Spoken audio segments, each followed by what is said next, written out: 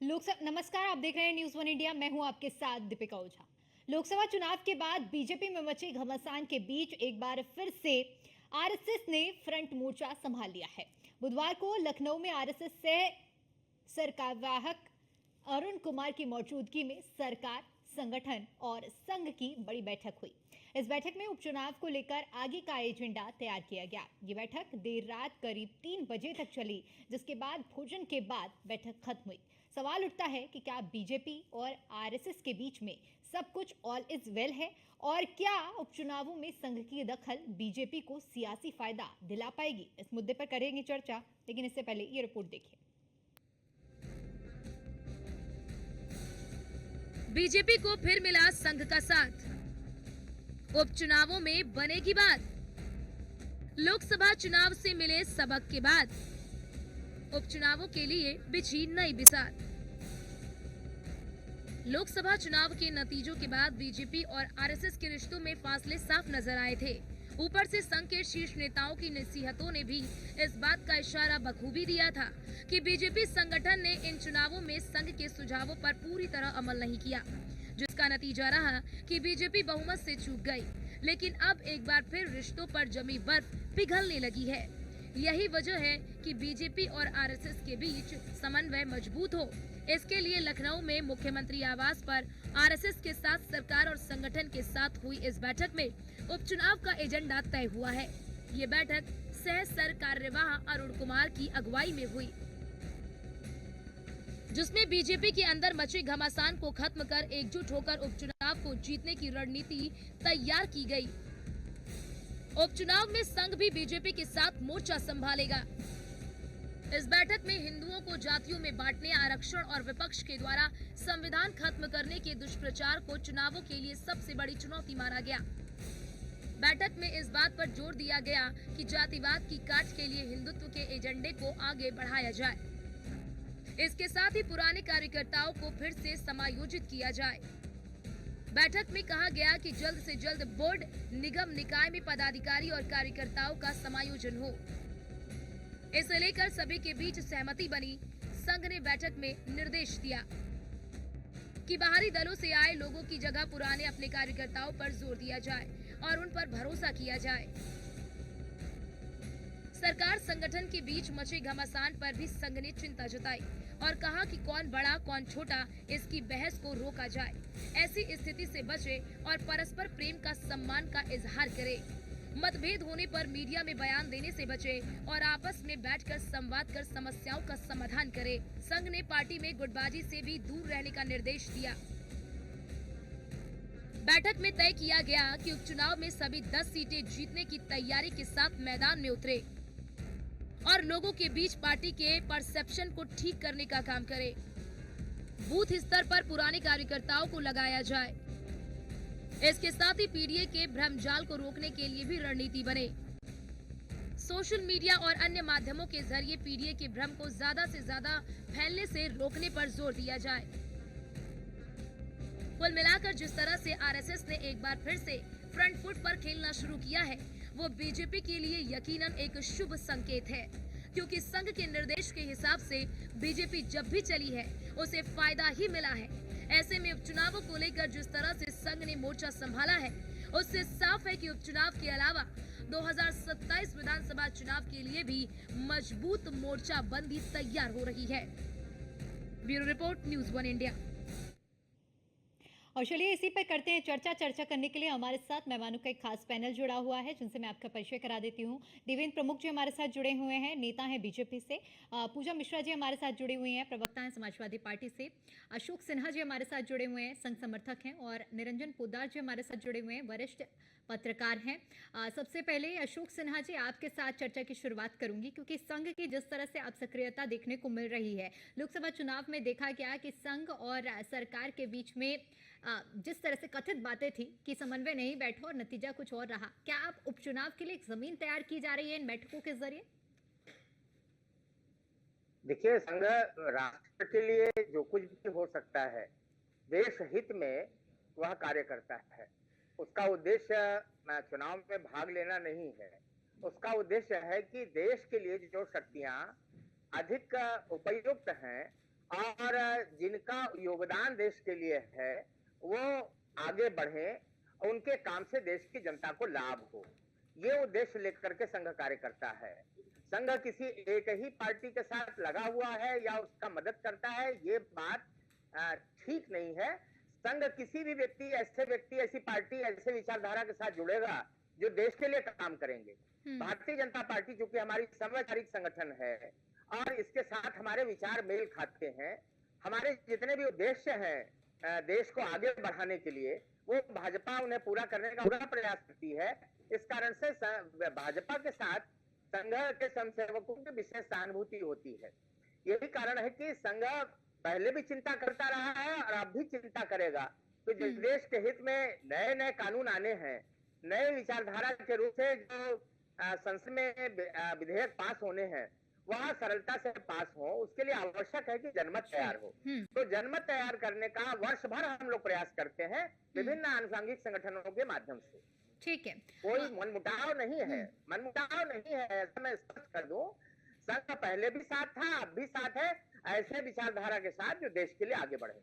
ठीक है, पूजा मिश्रा जी, आप कैसे देख रहे हैं? बीजेपी को एक बार फिर से संघ का साथ मिल गया है और चूंकि अभी हम जिस तरह से सुन रहे थे कि संघ किस तरह से राष्ट्र हित के लिए काम कर रहा है, अशोक जी कह रहे थे, क्या कुछ कहेंगे इस पर आप? देखिए, जो है ये कहना कि फिर से संघ का साथ मिल गया, मुझे लगता है गलत बात होगी, क्योंकि संघ तो भाजपा के साथ ही थी। 2024 का चुनाव हुआ, तब भी संघ भाजपा के साथ ही थी। ये भी तो अभी जो है संघ के समर्थक जी ने भी, अशोक जी ने भी ये कहा ना कि वो जो है संघ की विचारधारा मिलती है भाजपा से, इसलिए भाजपा के साथ ही कोई जो है मनमुटाव नहीं था।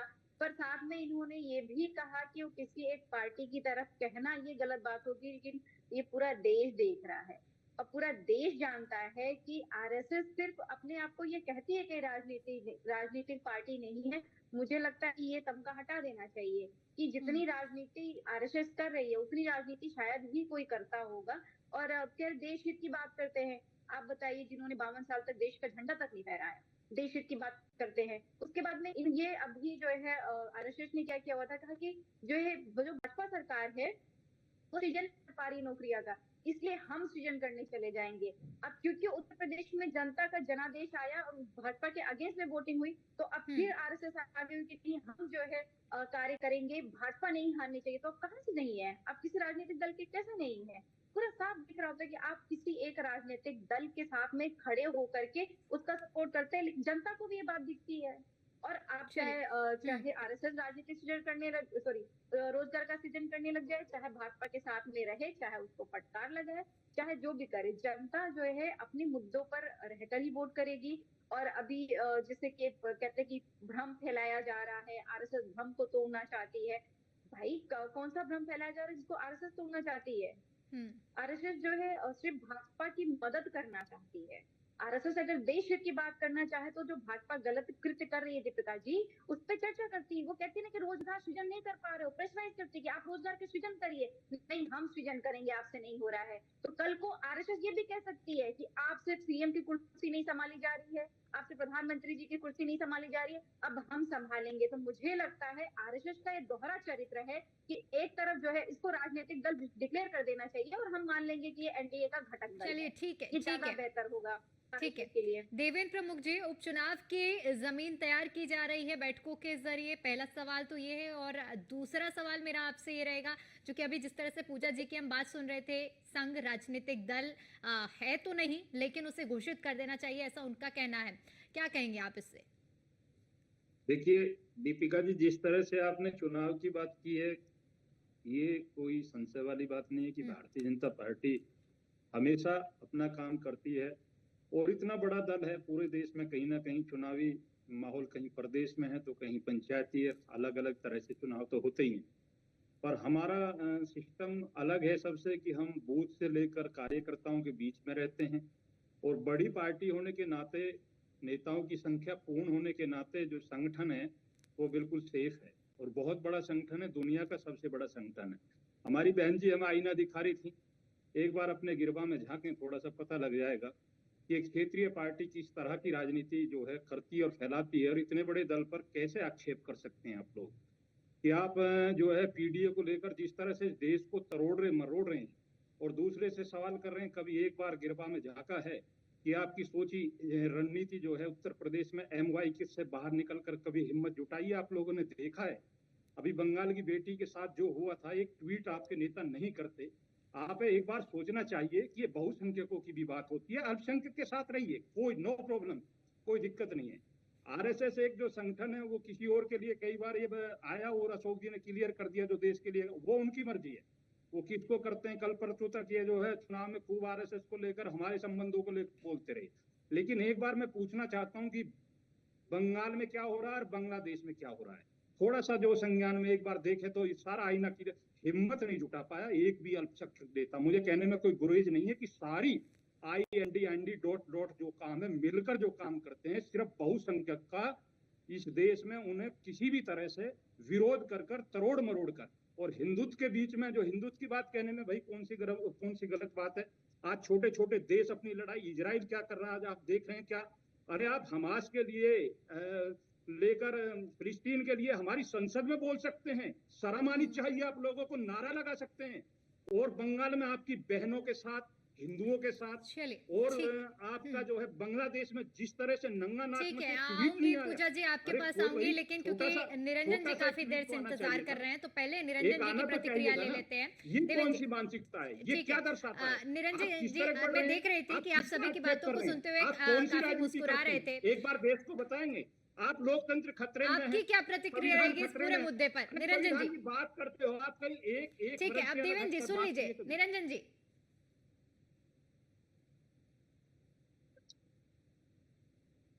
आपकी आवाज नहीं पहुंच पा रही है निरंजन जी, शायद आपने म्यूट किया हुआ है ऑडियो, एक बार अनम्यूट कीजिए। नहीं जी, मेरी आवाज आ रही है? जी जी। हाँ, देखिए दीपिका जी, जो लोग संघ के के बारे में नहीं जानते, जो कभी संघ के समझ लीजिए समीप नहीं गए, वो संघ के बारे में लगातार टिप्पणी करते हैं। और ये चाहे 52 साल की बात करें, चाहे 58 साल की बात करें, लेकिन इनको ये बात जानकारी नहीं है संघ क्या है। संघ को राजनीतिक पार्टी बता दें, संघ को कुछ भी बता दें, लेकिन तेरा वैभव अमर रहे माँ हम दिन चार रहे ना रहे, ये संघ के स्वयंसेवक का एक मूल मंत्र है। और राष्ट्रवाद, और न केवल राष्ट्रवाद बल्कि सांस्कृतिक राष्ट्रवाद, यानी कि देश की संस्कृति, देश का समन्वय, देश का उत्थान, ये जो है संघ की परम जो प्राथमिकता है। और जिस तरीके से राजनीति की बात करें, निश्चित रूप से मुझे कहने में कोई संकोच नहीं दीपिका जी, जिस तरीके से सत्ताएं आती है, चाहे हमने 98 के अंदर अटल जी की भी सरकार देखी, उसके बाद में 2014 के बाद में मोदी जी की सरकार देखी, प्रदेश के अंदर योगी जी की सरकार देखी, तो सत्ताओं के साथ कहीं ना कहीं स्वाद आई जाता है, या यूं कहें कि स्वार्थ आई जाता है। तो उस समय जो संघ की बात करते हैं, मैं उस संघ की बात कर रहा हूँ जिसके कार्यकर्ता को, संघ क्या, जो स्वयं सेवक है, ना उसको छपास की बीमारी है, ना उसको मिठास की बीमारी है, यानी कि वो अपने घर से खाना खा के जाता है, पल्ले से किराया लगाता है और काम करता है, देश के लिए काम करता है, समाज के लिए। आज उस संघ की जब सत्ताएं आ जाती हैं, तो कहीं ना कहीं उस संघ को एक हिसाब से समझ लीजिए किनारे कर दिया जाता है, या यूं कहें कि जो जिस तरीके से जो परिक्रमा मंडली है वो कहीं ना कहीं सत्ताओं को घेर लेती है, तो ये एक अहम और वहम की उत्पत्ति हो जाती है, जिसका परिणाम 2024 में आपने देखा होगा। क्योंकि राष्ट्रीय अध्यक्ष भारतीय जनता पार्टी JP नड्डा जी ने भी ये बड़े अहम और वहम के साथ कहा था कि अब हमें संघ की आवश्यकता नहीं है, हम अब स्वयं इतने कैपेबल हैं कि हम चुनाव लड़ सकते हैं, चुनाव जीत सकते हैं। लेकिन वास्तविकता उनको ये नहीं पता कि निरंजन जी, मैंने कहा तभी हम लोग ये कह रहे हैं कि एक बार फिर से साथ मिलाए। चलिए ठीक है, एक बार पूजा जी की भी प्रतिक्रिया ले लेते हैं। जी पूजा जी, आप कुछ कहना चाह रही थी?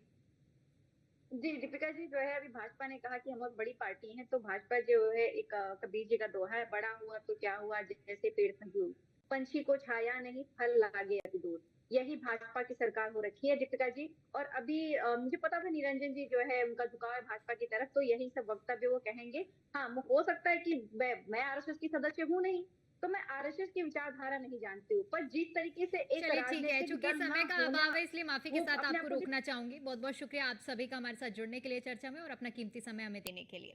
और इसी के साथ फिलहाल के लिए यहाँ पर एक छोटे से ब्रेक के लिए, ब्रेक के उस पार खबरों का सिलसिला यूं ही जारी रहेगा।